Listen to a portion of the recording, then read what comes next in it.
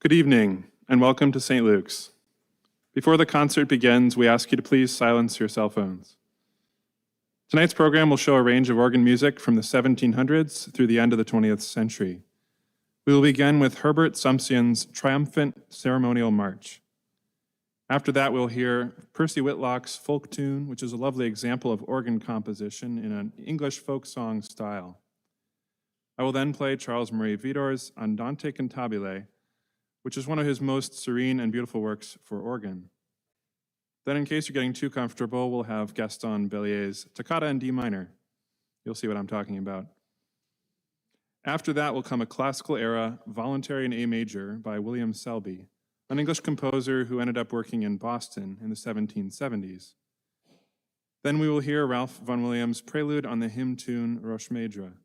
It's Welsh, I can't pronounce it right. This is another example of organ compositions utilizing folk tunes. After that, I'll play a number of J.S. Bach, Luther, and hymn chorale variations on the hymn Liebster Jesu, wir sind hier, Blessed Jesus, we are here. This will bring us to the finale, Josef Reinberger's spectacular Passacaglia from his Organ Sonata No. 8 in E minor. The whole concert will be about 45 minutes long, after which there will be a reception in the parish hall. Now we begin with Herbert Sumsion's Ceremonial March. Enjoy.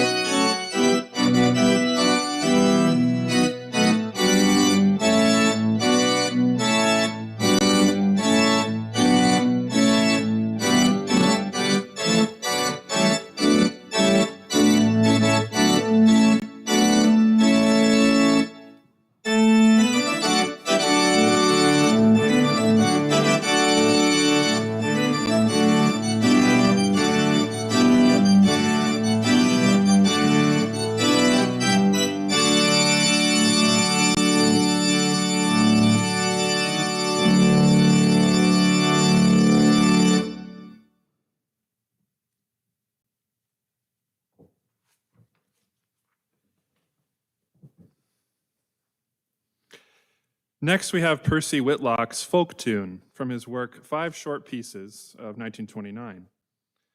Percy Whitlock was an English organist and composer who studied with Ralph Vaughan Williams. Like Vaughan Williams, Whitlock managed to imbibe the spirit of English folk songs and produce works that, while perhaps original, had the feel of folk melody. And though he wrote some large-scale works, Whitlock is usually remembered as a miniaturist composer, known for composing short but very well-crafted pieces, such as this folk song. A funny story about him, unrelated to music, Whitlock was really into trains. As a gift to his then-girlfriend, Edna May Kingdon, he gave her a book entitled, get this, The Southeastern and Chatham Railway and the London, Chatham, Dover, and Railway Locomotives, Their Description, History, Distinctive Features, and Interests, by Percy Whitlock. And though the girl's mom disapproved, Edna still married Percy, so I guess it worked out. After that, we'll hear Charles Marie Widor's Andante Cantabile from his Organ Symphony No. 4 in F minor. Widor was a French organist who was the head organist at the parish church of Saint-Sulpice in Paris, I said that, from 1870 to 1933, which was almost 64 years. All the more surprising because he was appointed to that position as provisional, i.e. temporary organist, which shows that sometimes the temporary positions last the longest. Widor taught several notable organists, such as Charles Tournemire, Louis Vierne, Albert Schweitzer, and Marcel Dupré.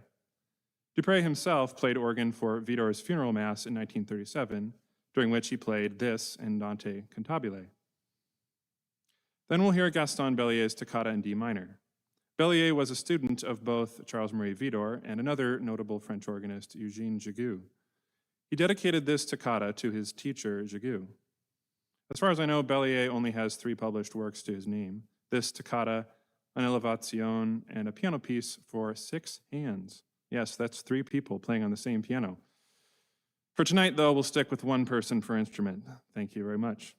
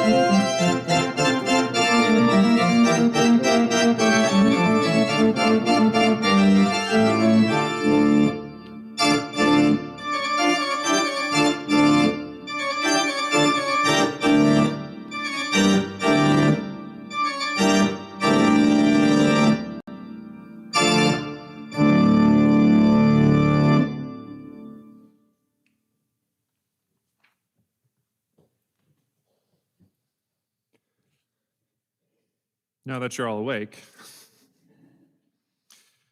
now we'll have William Selby's Voluntary in A Major from his 10 Voluntaries for the Organ and Harpsichord.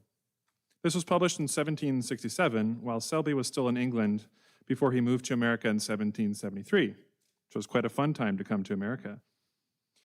Because this was written for harpsichord and organ, I'm playing for an arrangement that includes pedals, because the original one did not.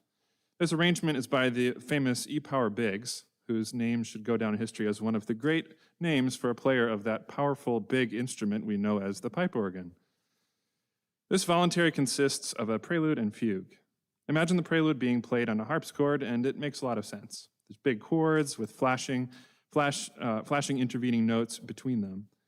The fugue begins on A with a soprano voice, which establishes the main theme, which is then joined by an alto voice in the E below, which is then followed by a tenor entrance on the A below middle C, which then carries the melody for a few beats.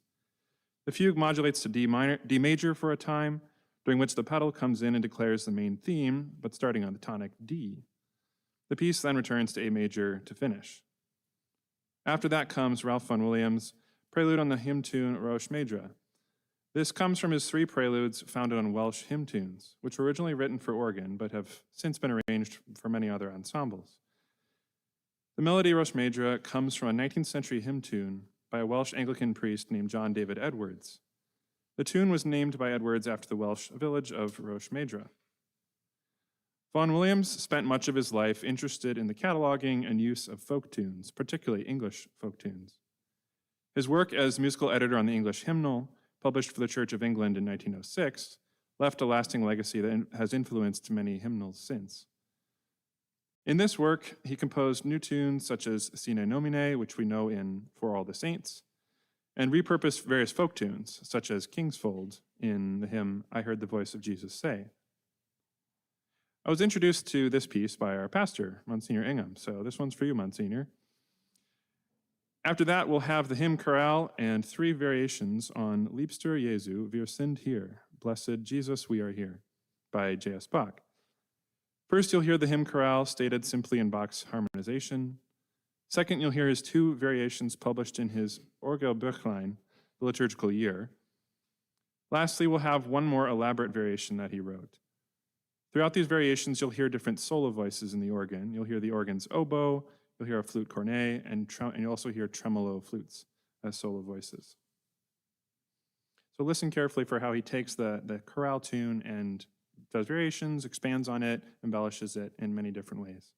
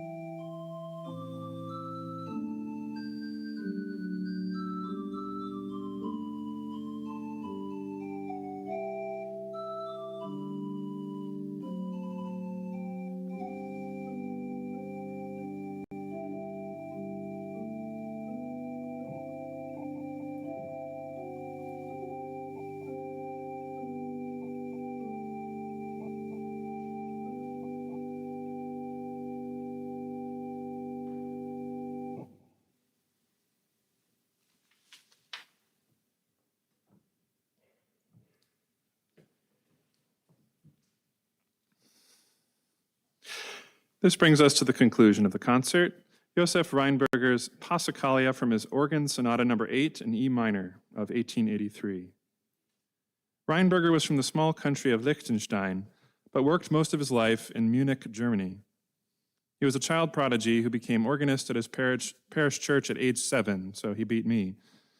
He wrote 20 organ sonatas, which the Groves Dictionary describes as undoubtedly the most valuable addition to organ music since the time of Mendelssohn. They are characterized by a happy blending of the modern romantic spirit with masterly counterpoint and dignified organ style. A Passacaglia is a Baroque-era organ form characterized by a theme, usually in the bass, that repeats many times with variations overlaid on top of this theme. Bach's Passacaglia in C minor for organ, BWV 582, is the most well-known example of this form, and it also probably served as the basis for this Passacaglia by Rheinberger.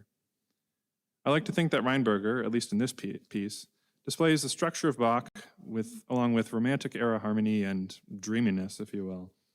You'll know what I mean. This piece starts with a statement of the 8-bar theme in the pedal, which is then followed by 24 variations on this theme, and finally the coda. It's about 12 minutes long, so hold on.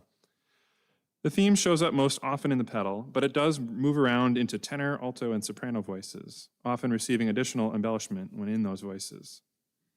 Before beginning the Passacaglia itself, I will play the intro from the first movement of this sonata, which is often paired with the Passacaglia in cases when the entire sonata is not played, which I don't know the whole thing yet. Lastly, the sonata is in E minor. It is common in works like this to end with what's called a Picardy third, where a piece that is in a minor key pretty much the whole time resolves on a happier note to major. Bach did this in many of his works.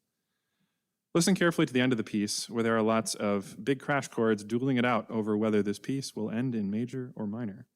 Enjoy.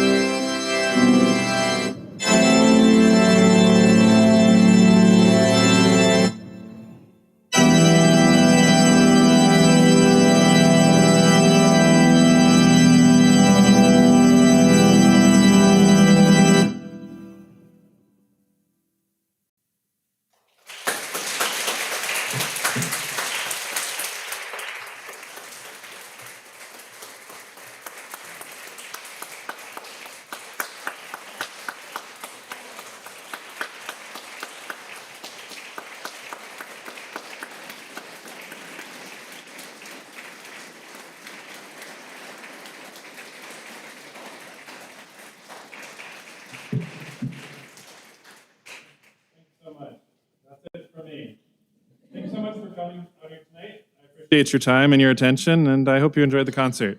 Good night and God bless.